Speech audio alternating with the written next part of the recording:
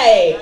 Thank you for joining us for All Jokes Aside, Black Women in Comedy. My name is Franchesca Ramsey, and hey! I am a YouTuber. I am the host of MTV's Decoded, and formerly was a writer on The Nightly Show with Larry Wilmore and Comedy Central. Let's pour one out for Larry's show. And I'm so excited to be here with some women that I have been lucky enough to work with and also look up to. So I'm super excited to have this conversation and facilitate just a great convo about being a Black woman in comedy. So first up is a comedian actress whose credits include Broad City, Key and Peele, and At Midnight, along with a ton of his shows on VH1. She's done a half-hour stand-up special for Comedy Central, released an album on iTunes called Shut Up. She's currently shooting a recurring role on Amazon's new show, The Tick. She loves to talk about her brown titties, but now she's not the only one with brown titties on this stage. Give it up for Michelle Buteau. That was like wedding speech notes. I know, I have a card.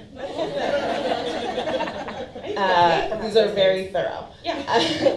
Our next panelist is a writer and actress, best known for creating and starring in the satirical web series Ask a Slave, which if you have not seen it, please make sure that you do, because there are over 2 million people have viewed it on YouTube. She's currently writing a book of travel essays as a follow-up to the series called How I Survived the 18th Century. And she just wrapped her 3rd season as a writer on the Emmy-nominated Netflix series Unbreakable Kimmy Schmidt. Please welcome Azie Dungey. Next up, Naomi Ekpergin is a stand-up comedian. I'm not. That was my energy. Did my mics? Oh, sorry, okay. She's a stand-up comedian, actor, and writer. She's appeared on MTV, the Sundance Channel, VH1's Barely Famous, and in the fall of 2016, her Comedy Central half-hour special premiered. She's worked as a staff writer on Broad City, Hulu's Difficult People, and developed a pilot for Comedy Central with Jessica Williams. Put your hands together for Naomi Ekpergin. And lastly, but certainly not least, Hell no. We're gonna draw this way out.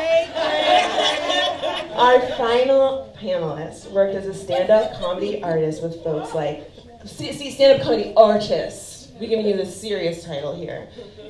With folks like Adam Sandler, Chris Rock, and Martin Lawrence. She's appeared in films such as Grown Ups 2, Little Nicky, Armageddon, and Coyote Ugly, to name a few, but you might know her from her time as a cast member on Saturday Night Live.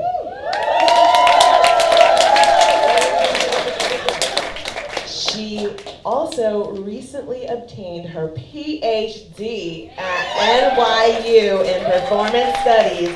Please give it up for Dr. Ellen Cleghorne.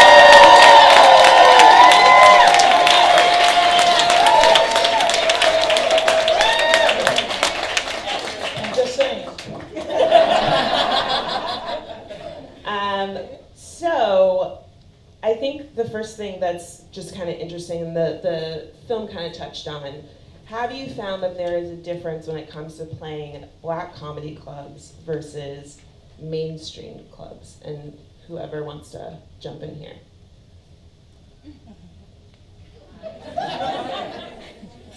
Okay. So when I first started comedy, I kind of treated it like high school. Like I just wasn't popular, I wasn't a nerd, I just had like my foot in every door. So I was like, oh, I'll do the same for comedy. And I did the Chillin' Circuit, which, you know, is what we call Black comedy clubs and Black rooms and stuff. And I did gay rooms and mainstream rooms. And Black rooms was like, it was like a continuous like nightmare of Showtime at the Apollo for Lauryn Hill. Do you remember that? So it always started like 3 hours late.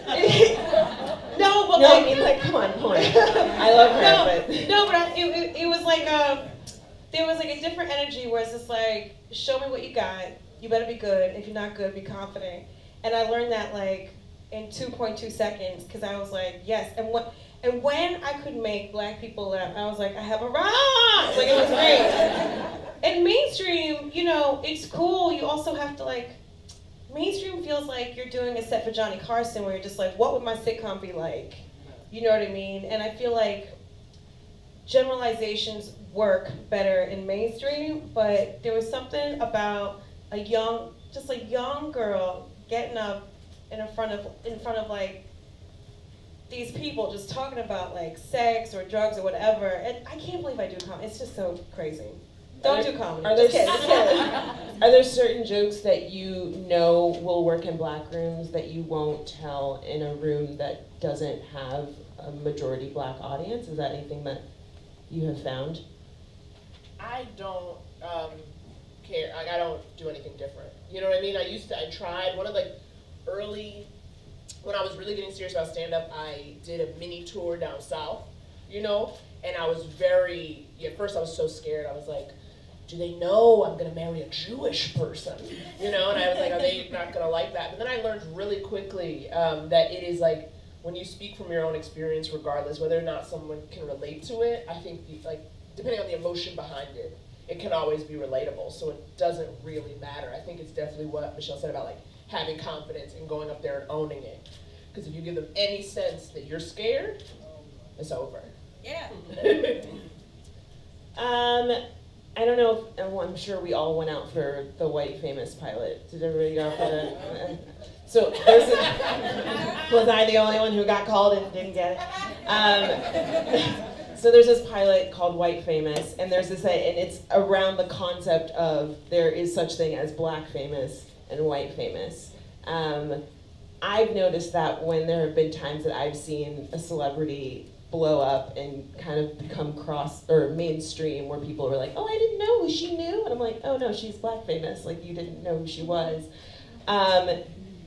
Do you think that that's offensive? Are we talking about Taraji? I feel like nobody knew. I'm talking about Tracy Ellis. I'm talking about Tracy Ellis Ross. I'm talking about Taraji. Okay. Like, I just feel like there's so many people that we knew and we've been rooting for. But do you think that that concept is offensive? And do you think that there's a way to transcend that? Like, is there going to be a place where there is not a version of white famous and black famous? Tax bracket. No, sorry, tax bracket. I mean, there is no bigger compliment than being black famous. Are you kidding me? Because, like, black people, we have the best. Can we cuss? What happens to you two get down? Yes, we have the best YouTube. fucking taste and shit.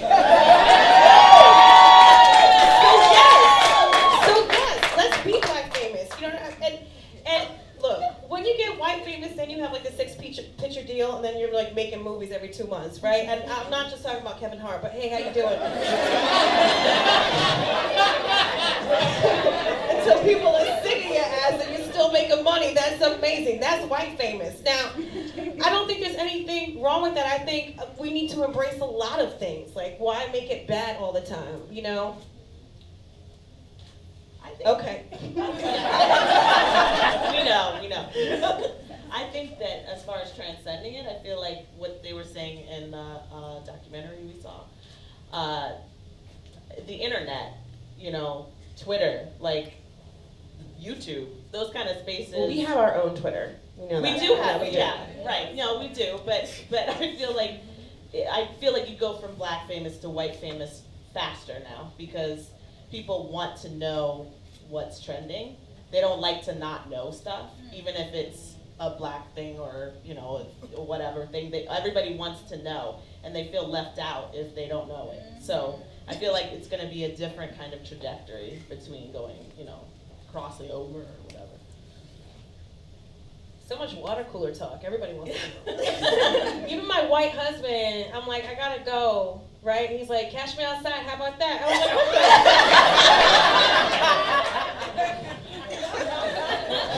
okay. Okay, well that's actually a really good transition to the next question. When it comes to black girl stereotypes, do you feel like, and I feel like it's a good transition because, like, let's be honest, Cash Me Outside Girl is doing like her best sassy black girl impression. She is. Right? Like, I don't know that a 12-year-old or 13-year-old black girl could have become like, the girl who made On Fleek, like, she's literally has a GoFundMe. She's like, please, someone, I created the phrase of the century, and like, Cash Me Outside girl is like, pay me $30,000 to show up to like your club party. So like, do you find that you have to play up a stereotype in order to book jobs? Like, what does that look like when somebody asks you for it, or do you ever feel like it is part, like some unspoken request when you are trying to book work? I get a lot of like, could you put more energy in that? Can you sass it up? Yeah, can you sass sass is it the up? code. I mean, I go in for like, when I go in, depending on how comfortable I am, I'll just ask the person, I go, are you looking for a particular black scent? You know, and just be really honest. Just be really honest. Well, because it is so interesting, and you know, Michelle talking about brown titties, you know, going into certain auditions, and you go into these auditions, and the unifying factor is that we're all brown. So then you know what kind of audition it is. But the question is, you know, this idea of the, you know, blackness of the monolith, you know, and they think, okay, they're all brown, so they're gonna give us this one thing or this specific thing, but not recognizing that we all come from different backgrounds, right? That, you know, if it's just to be in there and to be black doesn't mean we're gonna give you a specific point of view. What was it like on SNL? That was a jump, because we were talking about something else. I know. But go ahead. Michelle is now the moderator. Say something. No, I so wanted to finish the thread that Franchesca started about. This how we're being packaged, right, and commodified, how blackness is commodified, and who's doing the purchasing, and that little black girl on Fleek. She's not really little, but okay. That was a woman, okay? She's young. But Yes, okay. I won't, I'm not gonna do that. Anything petite is cute. People like things that are small. This is true. And people like the dichotomy of seeing something and then hearing something else come out of it. Because you see this little white girl, and then you're like, girl, I seen you. Meet me on the outside. What? So there's that thing that happens. So that's funny. I mean, that's what we always, you know, that's comedy, you know, to see something come out of something that doesn't look like it should come out of that. But like hip hop is supported by white folks, young white teenage boys, the demographic, 18 to 35, is that it? So what are you asking me? What you want to know? What white folks want to buy? White folks want to buy black girls? How they sound? Well, I just mean in the sense that, do you ever feel obligated in order to play up, in order to book work?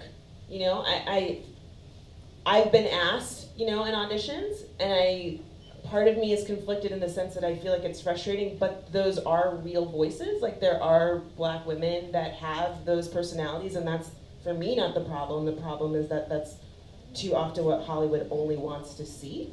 So my question is, have you ever felt like you're in a position where you had to choose, or you had to give up a role, or you had to, or was there a chance that maybe you could maybe modify an opportunity so it really was more authentic to your voice rather than having to play up the stereotype that they were asking for? Personally, you talking? I mean, anyone on the panel. Oh, okay, then I won't. I'm not gonna hog space. No, you have not hogged enough space. Thank you. You're playing into my hands. I said I'll be real quiet. You begged me to speak. I know that.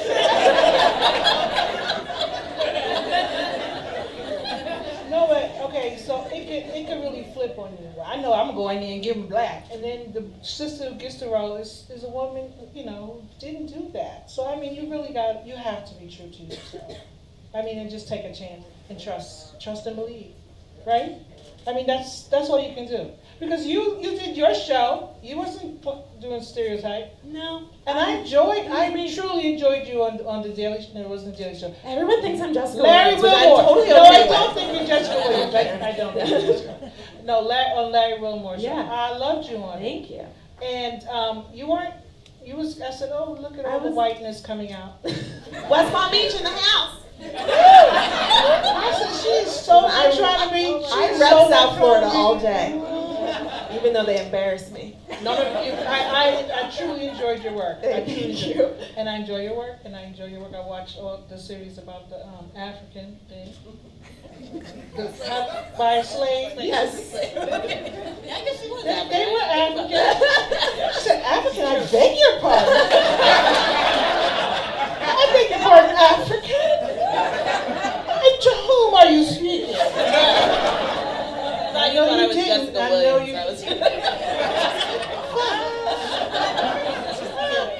I grew up in Red Hook, Brooklyn, in the projects. Hey, hallelujah. So I can see the difference between black people. And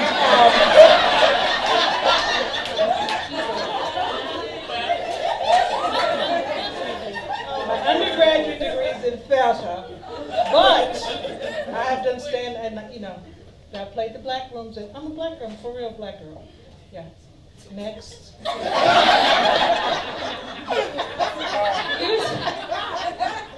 Oh, and my PhD is from NYU.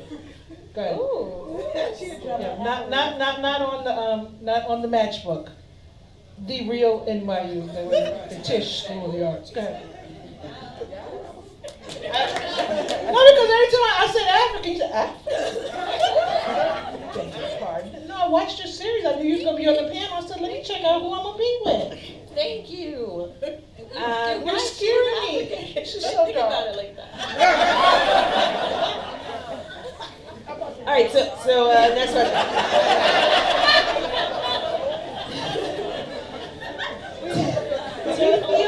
Do you feel as a black female comedian that you have to be political?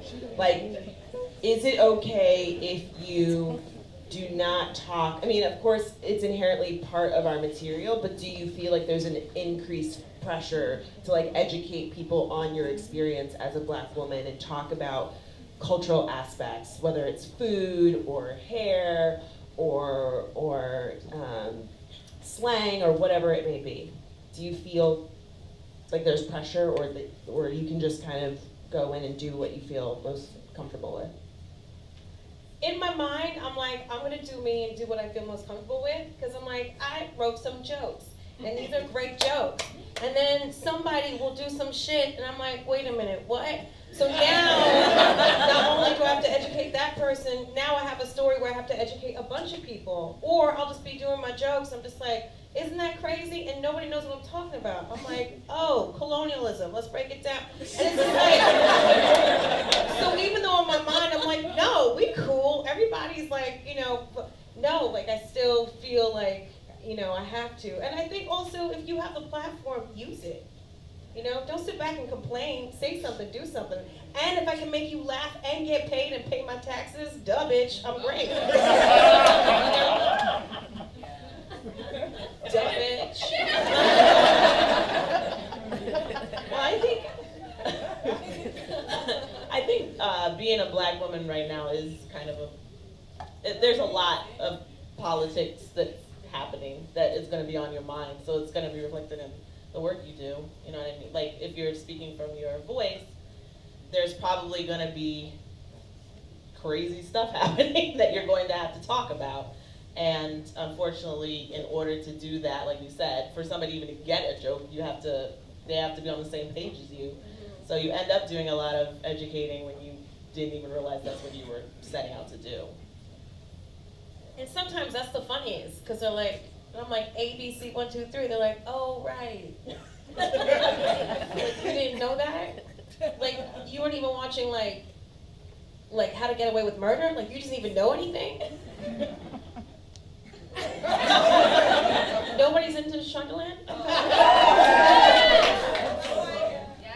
Thanks, bitch. What about support within the comedian community? Like, have you felt that there has been support from black men in the community, from black women in the community? How inclusive or supportive is that community, and how essential has that been to your process and your career path? I think I'll speak to the queen of brown titties here, Michelle Buteau, has been really I think, for instance, when I was first starting, there wasn't a sense of community. There would really be that sense of going to an open mic and being the only, sometimes woman, definitely only black woman, and then so much of comedy, like getting spots and going, is a connection with somebody. It's somebody saying, I like you, come do my show. But if they don't understand what you're talking about, if you don't resonate with them, they're less likely to give you that offer. So much of coming up with ideas or doing that kind of stuff is having a group of people who are funny and smart who inspire you and like get you thinking like that. And one of the things, Michelle is always like trying to gather women together and have events or just like hang out. And that's in the last few years, and that has, affected, it's that feeling of being able to sit with somebody and not just be around funny people, but also commiserate, also know, is this experience I just had normal? Have you been through it? What did you say to that person when they said this? Or when you walked into that meeting and they said some kind of tribe, how did you make it not awkward? Plus, like, insurance usually doesn't cover therapy, so we can't go, so we have each other, right? And it's like, I could also talk to therapists about my experiences, but why not talk to people who are also going through the same thing? And so that's why I'm always trying to get people together, because we're not in competition with each other, we're in competition with ourselves. Yeah. And that producer who's making some sort of judgment call against us, not even knowing us, just the way we look. So I love, first of all, I love to cook, I love to eat, and I love to get bitches together, and it's always a hashtag brown titty, hey! So yeah, you guys can please come. Michelle's meatballs are amazing. Yes. Yes. That meatball party. Yeah, it's called swap meet, whatever.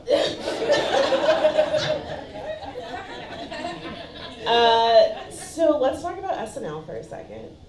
Finally! Yes, the elephant in the room, right? So in 2013, Kenan Thompson said that he would no longer be dressing up as a woman to portray black female characters from pop culture.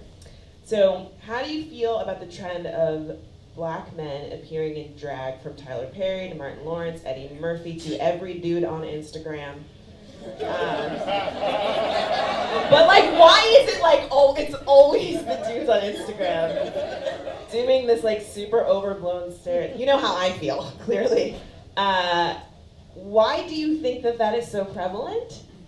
And how do you feel about that? And I guess for me, I want to know, are we ever going to get to a place where that is something where black men will not feel the need to do that? I don't know.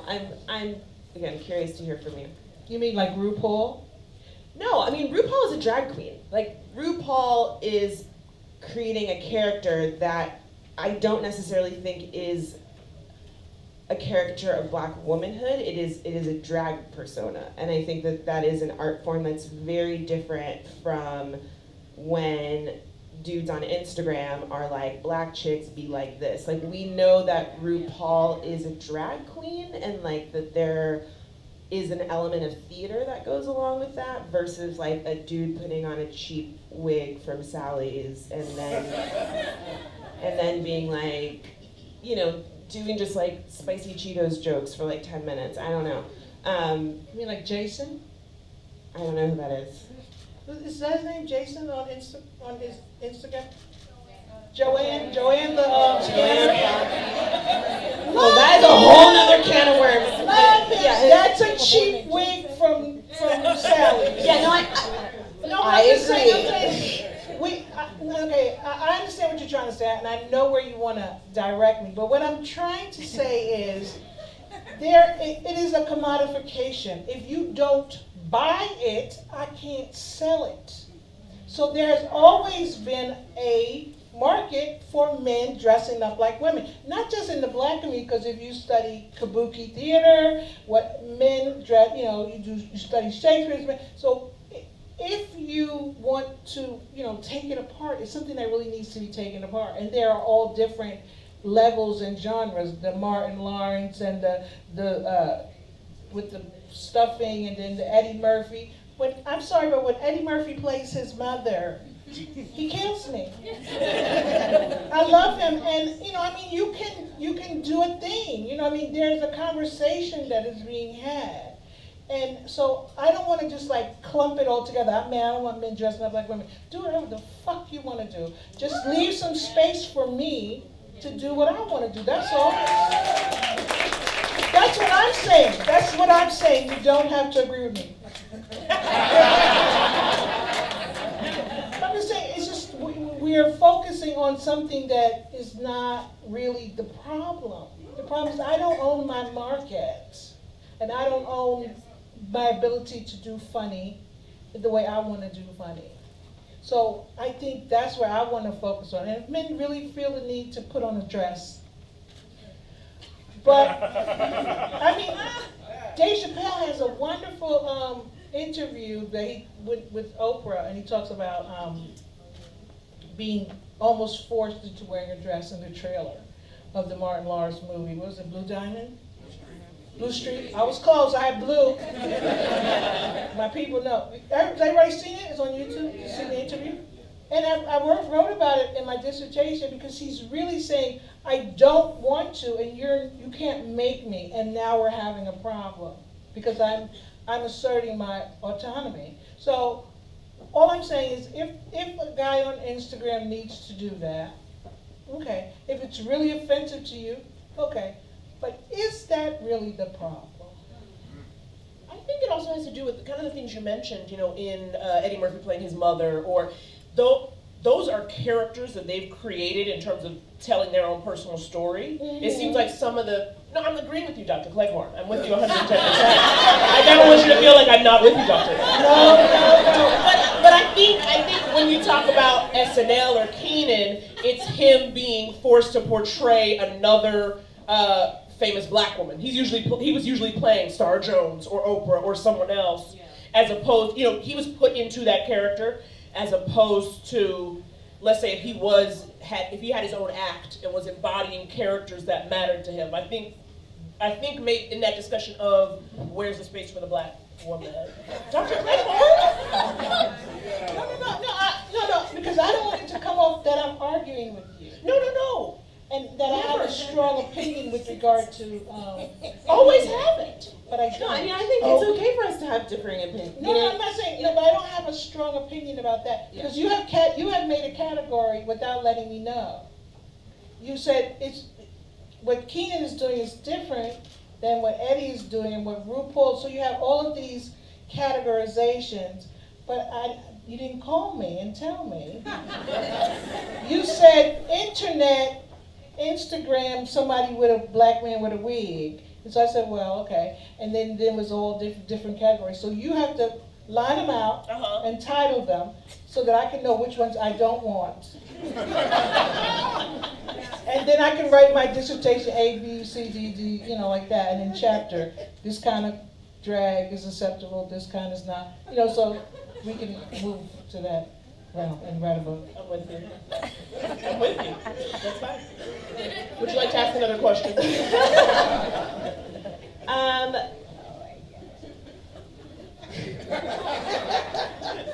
When it comes to... Not because you're pushing everything together and then you're pulling everything apart. Well, that's okay. Well, for me, I think that's kind of the cool thing about a panel is that we all have such differing perspectives on it. So, my perspective... I agree with you. Yeah. And you are fabulous. And why is your makeup the only one that's professionally done? Excuse me, so is mine.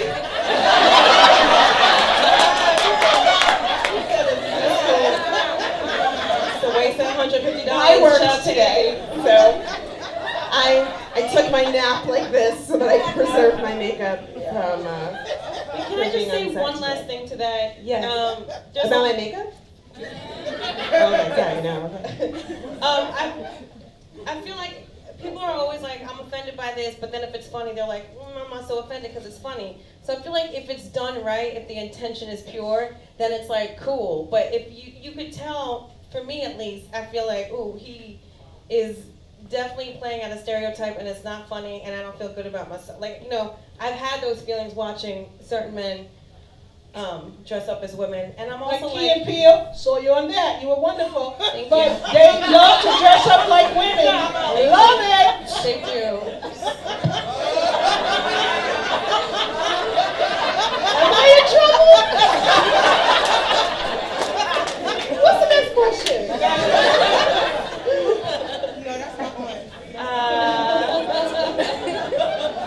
Okay. This is serious and funny. Don't be So, sorry, keep doing it. when it comes to, writing your own material and creating your own opportunities, how difficult is that as a Black woman? Do you think that it is, are there the same levels of opportunities for us to be in those writers' rooms, to be show running shows, to be executive producing shows? Azie and Naomi, I feel like you both can have some interesting perspectives because you've both worked in writers' rooms, you've produced your own stuff. I was just reading today that WGA is like 26% women or something like that. So I think there's already a problem because we're women. And the really good thing about working for Tina is that she wants as many women in the room as possible. So that has, helped me and helped me get a kind of to get a lot of confidence because I've been around so many very talented women. And for a lot of the people I was around, this was the first time that they were in a room that was predominantly women. And these are people that have been working for like 20 years, So we already have a problem as women, and then put on top of that being Black. Of course, you've got to be 100%, 200% better than the competition, I think. I think the one good thing is that because a lot of our voice isn't out there, there is more, I want to say, room for it because right now everybody's jumping on anything that's different, anything that's new, and so I think if you can get it done and if you have a strong sense of yourself, you can definitely find a place now in the creative world because you can create your own content, and we can make those new stories. They're not new to us, but they're new to everyone else. But yeah. I love that show. Unbreakable? Kimmy Schmidt. Unbreakable. Love it to death. Thank you. Watch it on Luke on Netflix. Love it. Thank you. It's a wonderful program. Thank you. Naomi, what would you say is the most important thing aspiring comedy writers need to know? It's very interesting because obviously when people want to write for a show, what they want is to be on a staff which is someone else's vision, and it's someone else's voice usually. But what they look for when they are hiring, what I found, especially from your specs, your original pilot or your interview, they want your point of view. They really want to know, okay, if I'm putting this room together, how many different perspectives can I get to put together this show? So it can be so tempting to look at something and say, okay, what do I say that's like what I think they're going to want? Or what is the voice of that show and how can I make myself that voice? You're doing both. You're going to find a way to fit into the overall tone and voice of the show, but you're going to do it your way. So it's almost like, I guess, as opposed to working to make something that you think is going to fit, it's actually go the other way and make what you want to make. And can you just, can you just, for anybody that doesn't know, just explain what a spec is? Because you mentioned it, and I just don't know if everybody knows what that means. Yeah, and just to have like a original pilot, which is your own, either half hour or hour, depending on the the show you want to create, the show you want to work for. Script that is a story that matters to you, that shows someone who's reading it what you care about, what you think is funny or dramatic or interesting.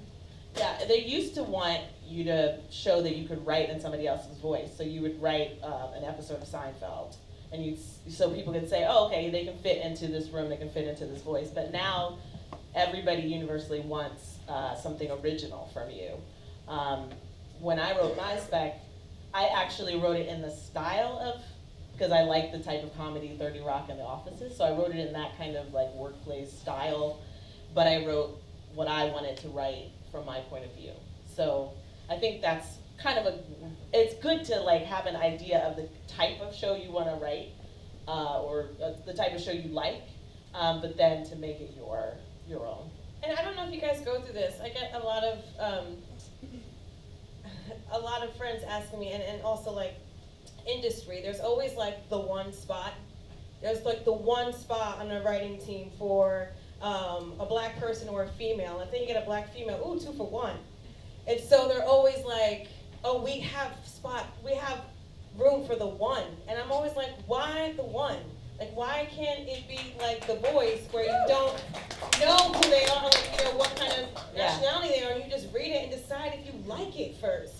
So it's such a crazy thing, because on the one hand, they made that spot because no one was getting hired, and because people didn't want to take chances on people that didn't have experience. We can't get experience unless you're hired. So in order to get more people of color in the room, the actual production companies or like NBC, they actually pay for that spot so that you don't have an excuse. You can't say, well, I can't put up the money for this person because I don't know if they're going to work out or whatever. So they have that one spot, but then it's also like they only have the one spot. But you can also fill that spot and also hire somebody else that's also a person of color, that's the rooms that I've been in have had 2 spots. So I've always felt like, yeah, that's right, we got 2. It's terrible, but it's, you know, it's getting somewhere. got 2 spots. Yeah. So we're here at the YouTube space, so of course, you know, and we are live on YouTube, so we kind of have to talk about social media. And how has that helped your career? And then also, do you think that in some ways social media has redefined what it means to be a comedian? Because there are a lot of people that are self-identifying as comedians but don't necessarily perform live. How do you think that translates, and how has that maybe impacted the work that you're doing? Okay. Well, I mean, I'm going to be 40 this year, so I know. Woo! Thank you. I know half of my life I have not had the internet, so I know exactly how to live my life without it. And now, especially doing comedy, I have to embrace it, even though I don't want to. I just want to be braless on my couch with my husband and my dog and watch Bravo. And I'm like, no, I have to engage with people. And you actually inspire me, because I'm just like, am I sharing too much? But people love it, and it's such a great way to connect with people. It's such a great platform to have, you know, just to connect with the whole, it feels like you're texting the whole universe. You know what I mean? So I need to embrace it more, because there have been a lot of jokes that I actually put in my half-hour special that were tweets, and they just kept getting retweeted. I'm like, oh, this is a premise. I should keep writing it. So it's actually also a great way just to kind of, you know, get your writing skills going, and people will tell you if they like it or not. You know, it's really spaghetti theory when it comes to jokes too, but I don't want to get to the whole other ugly side about it, because I like to protect myself, because, you know, I'm cute. But, you know, there's this whole other, like I know how to read a person in person, but I was like, oh wow, like I have to learn how to defend myself on the internet too. But also what comes out of that are great stories that can translate to the stage, because, you know, everyone's gone through it too. So I don't know. I don't even know if I answered your question. I feel like I just blacked out. No. So social media, like, how is it helping your career? How is it hurting your career? Is it redefining what it means to be a comedian? Is that a good thing? Is that a bad thing? Well, it helped my career. Well, I don't actually, I was trained for theater. Like I went to NYU too. I know, Pumpkin. I told you I read about everybody. I'm a researcher. You know how they train us over there? Find out. I know. Find out everything about them. I know. And write a 10-page paper. So I don't think there's anything that can replace live. You know. You have to watch her. She's amazing. You have to watch. Give it up. You have to watch. It's so hard. Thank you. It's really well done. It's well put together. Thank you.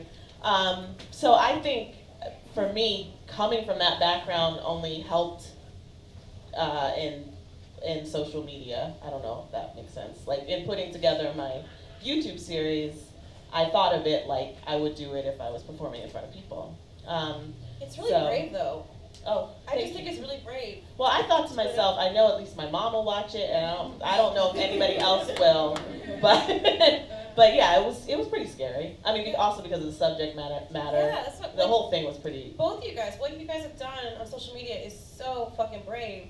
I don't know. I think it. I've talked about it at dinner parties. I've even written about it. I don't know that I could ever put it out there. No, but I've never done stand-up comedy. I don't think I could stand up and be myself in front of a group of people and just talk. I don't know if I'm doing that right now, but what I mean is, I don't know if I could. I feel like that's brave too. Like I think they're different, but they're the same level of. There's different types of vulnerability, but you're still very vulnerable. Can I ask a follow-up? I know. Sure. I'm Yeah. No. Ask them. But what does it feel like when something goes viral? What's that feeling? It's like you want to die and pee yourself, and you're excited all at the same time, and you're like, oh my god, is my email being hacked? Like, it's super overwhelming. Like it's exciting, but it's also, I don't know. I feel like I should start a support group because now when my friends go viral, people call me and they're like, what should I do? You know, because there's no way to explain what it's like to get literally 30,000 emails. Like 30,000, just like at one time, suddenly your email inbox just like explodes. But it's also really exciting.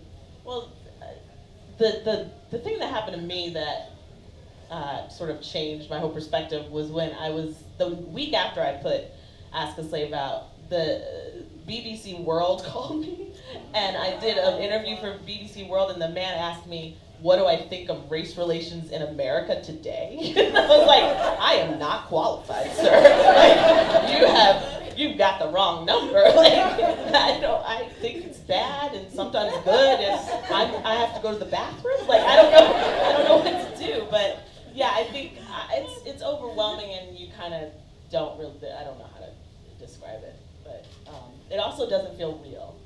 Like, I feel like getting in front of people as a stand-up comic feels more real than going viral on the internet. Can I ask one more follow-up? A lot of people tell you to die. Die. It's true. Making it. A lot of death threats. Yes, so many. What is that? A lot of people told me to go back to Africa, so.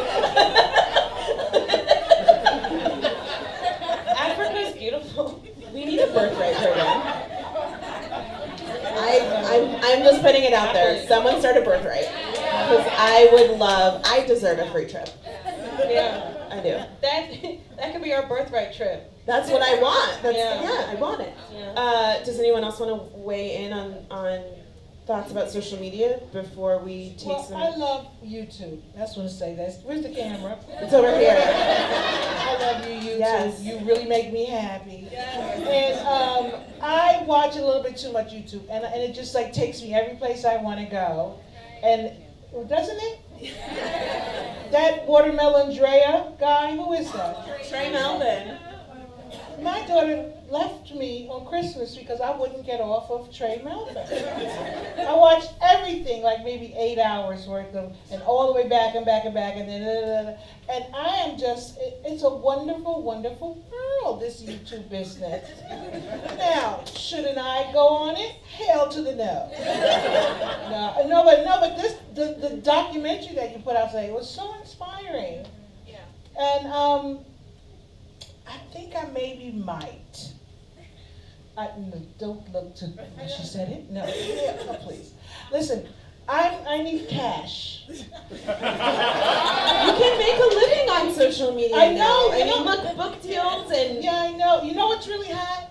The mixed couples. Who's that Australian couple? oh my God, there's Yes, girl. yes. My mom watches that. Are you addicted? Yes or no?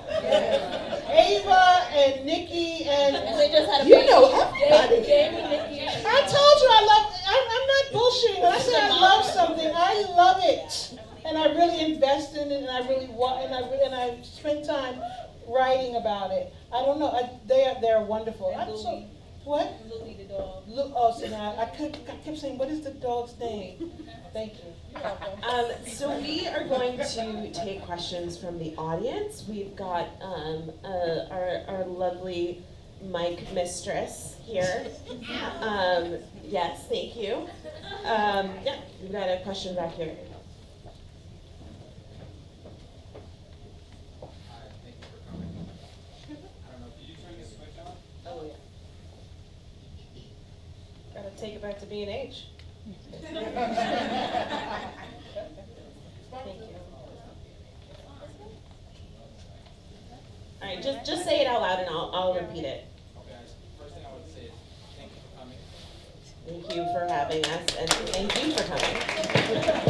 So you guys spoke a little bit about going viral. So exactly what do you do when that moment happens so you can capitalize on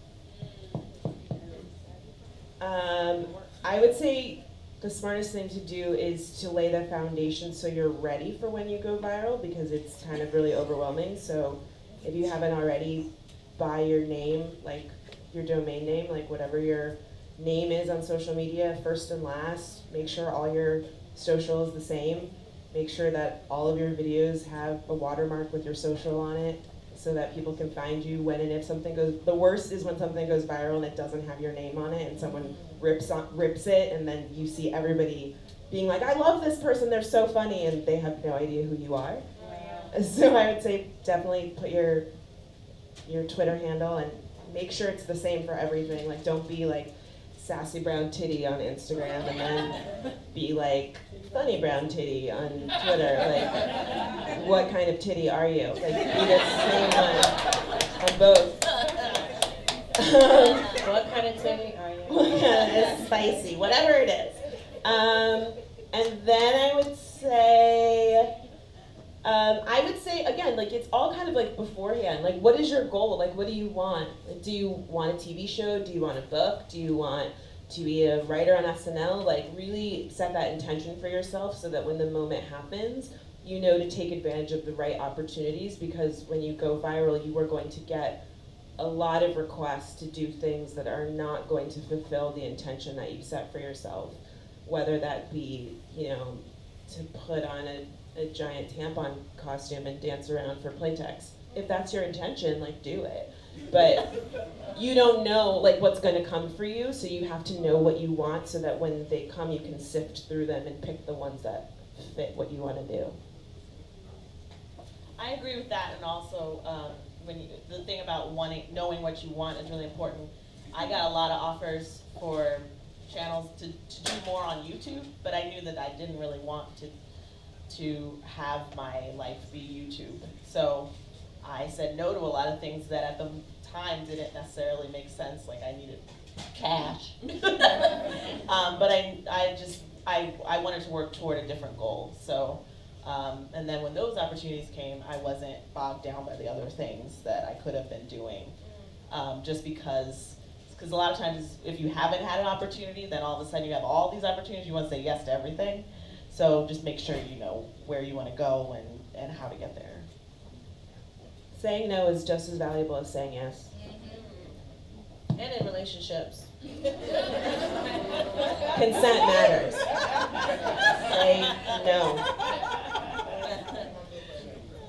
My question was, I know some of you went to college, like Ellen, and I don't know who else went to college here. Did that help your career? Or was it like, did you get more opportunities because you had your degree, or it was more help to the business, in the business field? Like, how did it help?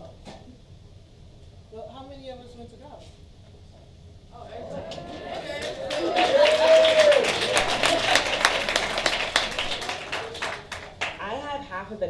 degree that I'm still paying for. And I have a degree in graphic design, which actually has helped me a lot, just because I learned how to edit, I learned how to market myself, and whether it was, my website crashed and needed to reinstall WordPress or throw some HTML together, all that stuff has been really helpful. But what's really great now is there's so many free resources online that you can use and take advantage of. There's so many, like here at the YouTube space, for example, there's tons of classes that you can use. You can learn how to use the cameras. You can learn how to edit and use Premiere and set up a green screen and get your lights together. And college is amazing if you can afford it, but it's not the path for everyone, especially with debt in our current economy. Yeah, Rosie O'Donnell dropped out of college and started doing stand-up. I mean, college was different for me. I went to Florida International University. Yes. No one's ever heard of it. You have? Great. 2 people. 3, perfect. That's a lot. But, the biggest thing I learned in college was not to trust everybody, because I wanted to be a journalist. I wanted to be a reporter. I really love recapping a story in 6 sentences or less. I'm like, this is my thing. And my professor told me I was too fat to be on camera. No! Yes, and I believed him because I was 18 and young, and he's my professor. So I went into production. And I didn't lose my light, but, I just realized I have to stop listening to people by the time I graduated. And so, whether that makes me a late bloomer, I don't know, but that's my story. But that's why I love college. Like, yeah, college is great, and you kind of learn the work ethic and stuff like that. But for me, it was like, oh, okay, you really have to listen to yourself. And so I don't know what that would be like for you. Does that make sense? I love you.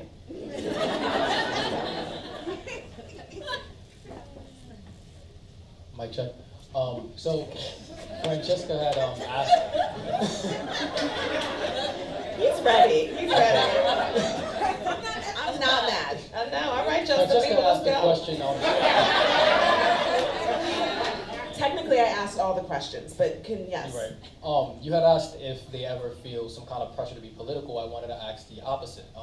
I make videos sometimes, but usually my more comedic ones go viral. So sometimes when I feel like getting political or actually talk about like how I feel and stuff, it's like, go back to being funny. Like, do you ever feel like sometimes you want to get something off your mind or you want to be political, but you have like this societal pressure to just like be quiet so that you're not like the angry black woman in the room? Have you been talking to my husband? That's a really good question. Yeah. Yes. Someone should answer. I'm talking a lot. Somebody else talk. Yeah. You should You say talk. something. Oh, okay. All right.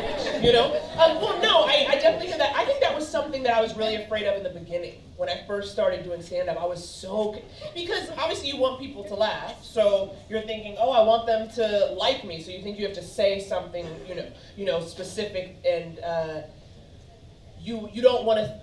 I used to feel like, oh, because I'm black, they expect me to get up and say something about being black, whatever that person thinks it is, which you realize is, how can you even decide? How can you figure it out? But after a little while, once I started to play with different material and I wasn't as afraid, I realized, oh, just talk about whatever you care about, regardless of what the subject matter is. Because I think what people usually respond to is the emotion, the passion behind whatever the bit, story, video, whatever it is, I think they did like a survey at one point to find out where people were getting their news, and the majority of people were getting their news from the Daily Show, which is funny. And I think my point is that you can be funny and political, and that skill is really important. The end. I think we have room for time for 2 more questions. So my question is, when you go out and if you have a night where they really don't think you're that funny, how do you build back your confidence to go back out the next night or to go to the next job? Really good question. Yeah, I mean, it happens a lot. Yeah, it happens a lot, but it's like, that's what stand-up is, and that's the great part of it, is that you can't control it, and it's different every time. And if you're a good comic, you never blame the audience unless they need to be blamed. But if they really need to be blamed. But it's just oh, it's more about, think about it like, we didn't connect. So, next time I'll be better. They're probably in a bad mood. I'm probably gassy from that broccoli, whatever it is. But I feel like also you have to be a little bit crazy to keep going up and doing this thing, right? And the biggest, who told me this? Don't tell yourself no before someone tells you no. Do you know what I mean? So that's kind of what it is too. Just keep getting up and doing it till you don't want to do it anymore. And it's also like a numbers game. I think the more you do it, right, you'll get experiences that are good and bad. I know the first time I bombed, I was like, oh God, I'm bad at this. But then, and I did take probably a month away because I was so bruised and delicate. But then once I went back out and then I had something good, learning, it's connection. It depends on the audience. And once you get enough of that, you realize, okay, it just depends on the time. And in some ways, when you get through that first bomb and survive, you realize, oh, I'm still here. No one kicked me out of comedy. Then you realize, okay, I can try again. I can try again. Well, that's something y'all paid. Sorry. Go ahead. All I was gonna say. Oh my, you're so intimidating. I'm in trouble. Also, they paid, and you're getting paid. So at the end of it, you're just you're welcome. As you wish, my queen. Okay, so, no, but what I was gonna say was in stand-up there is the wonderful element of ephemerality, that in that moment you sucked and then it was gone. But now that everybody's videotaping everything, that joy or that freedom, that money of ephemerality is gone because now everything's taped. But own it. Have you seen, now here I am back again, but have you watched Netflix? Have you watched Dave Chappelle's new, and what did he say? He said, I fucked up. I'm a Christian. I fucked up, I bombed on the show in Detroit. Did everybody see me bomb? If you own it, and he was just owning his stuff, we really have got to own it. Or we could be more like Trump, and it never happened. Take your pick. But I mean, just own it. We all don't. Isn't it all about growth? I mean, that's why people do stand-up stuff. You grow, and then you grow. Well, I also had that experience. Huh? Do you change your act for the next time? You tweak it? You gotta fix that joke if it's not working.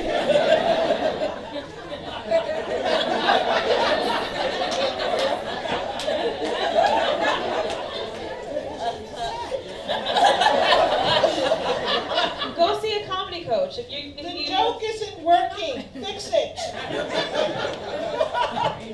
I love you more. The doctor has written you a prescription. Let's take one more question.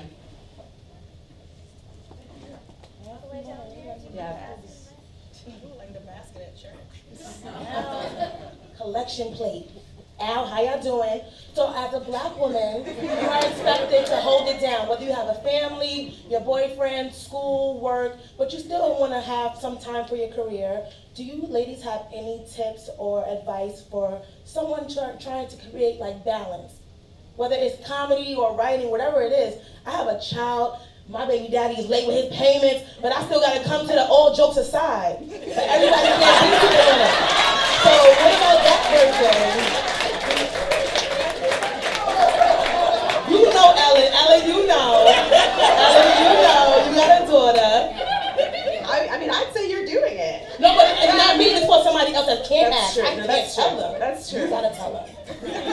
And my daughter is a oral surgeon. But when I started out doing stand-up, I used to bring her with me because my baby daddy and her father would not babysit while I went out and made the cash dollars. So I would take her with me, and she would sleep in the back of the comedy club on 82nd and 2nd, or at Catch a Rising Star, wherever. And I would sleep her in the back, then I would take her back and put her back in the car, and then we would drive home after I would do all my sets around.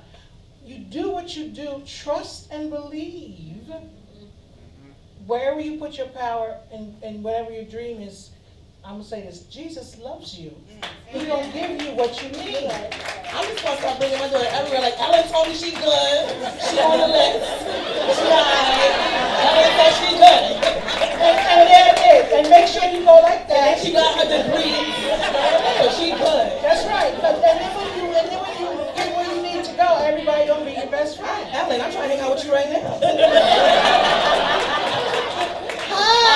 Also, do stuff on YouTube, because then you can do it on your own You need an time. extra slave? Let me know. You're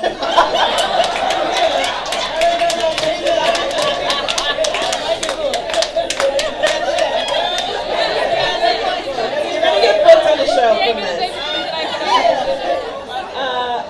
On a serious note, I would say, like, for me, my calendar is everything. Like, I am really serious about scheduling stuff, and to the same point of saying no, like, sometimes I don't go out. Like, actually, I don't go out at all. I have, this is what I want to do, so, like, I don't go out. Like, I give myself one night a month that I'm allowed to go out, you know, or if you want to meet up with me, I'm like, I could give you next Friday at 2 o'clock, and that's the only time I can give you. If you can't do that time, like, I'm sorry, because I'm trying to write this proposal. I'm trying to get this stuff done. Like, I'm trying to go to the gym.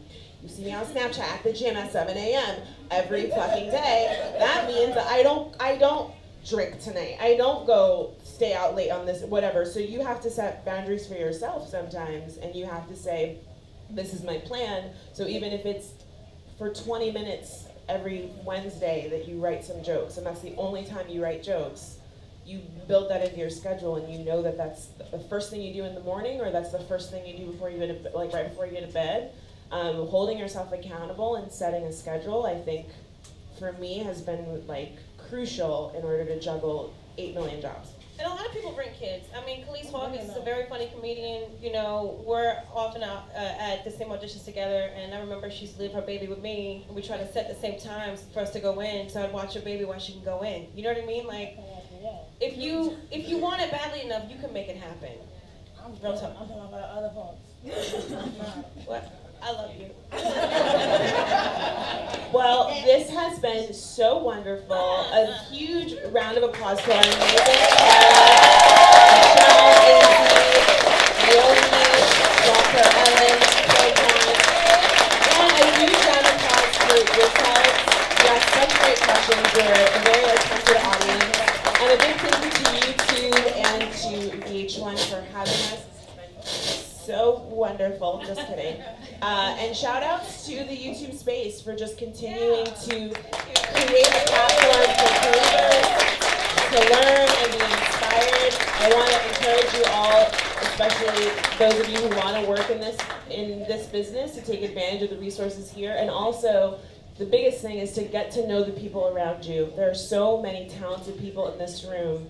Step outside and just talk to somebody that you don't know, because the person that you need to hold the camera for or watch your kid, or the person that you need to, you know, look at your jokes and tell you if they're funnier enough, you know, or the person that's going to retweet your video and it's going to go viral, they are in this room right now. So please make sure that you talk to somebody, get their card, follow them, slide up in their DMs consensually.